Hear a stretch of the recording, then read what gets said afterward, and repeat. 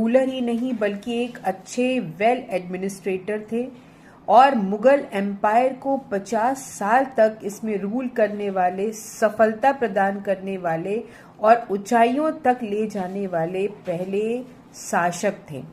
अकबर ना ही एक best conqueror बल्कि इसके साथ ही साथ वो आर्ट और लिटरेचर और आर्किटेक्चर को बहुत ही ज़्यादा करीब से पसंद करने वाले थे। अकबर हालांकि बहुत पढ़े लिखे नहीं थे, क्योंकि अपने जन्म के बाद शुरुआत के सालों में अकबर अपने पिता के साथ सिर्फ इधर से उधर भटकते रहे, क्योंकि उनको हिंदुस्तान में कहीं शरण नहीं मिली थी। उस समय हमारे हिंदुस्तान में अफगान रूलर शेर शाह रूल कर रहा था, जिसने मुगल एम्पायर को यहाँ पे एम्परर्स को यहाँ पे चैन से जीने नहीं दिया। अकबर के दरबार में 9 जेम्स थे। ये 9 जेम्स नवरत्न के नाम से जाने जाते हैं। ये नवरत्न वो लोग थे जो कि अपने अपने सब्जेक्ट में स्कॉलर यानी विद्वान थे।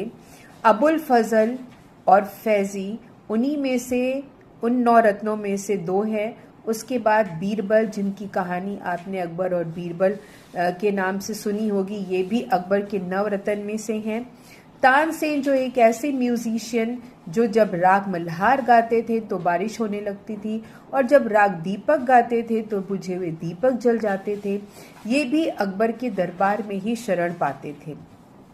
अकबर ने अपने ग्रेट विजडम को फॉलो किया और पॉलिसी जो चलाई थी हिंदुस्तान में वो रिलीजियस टॉलरेंस की पॉलिसी थी, और यानी कि वो हिंदुस्तानियों को दिल से जीतना चाहता था, ना कि वॉर से जीतना चाहता था।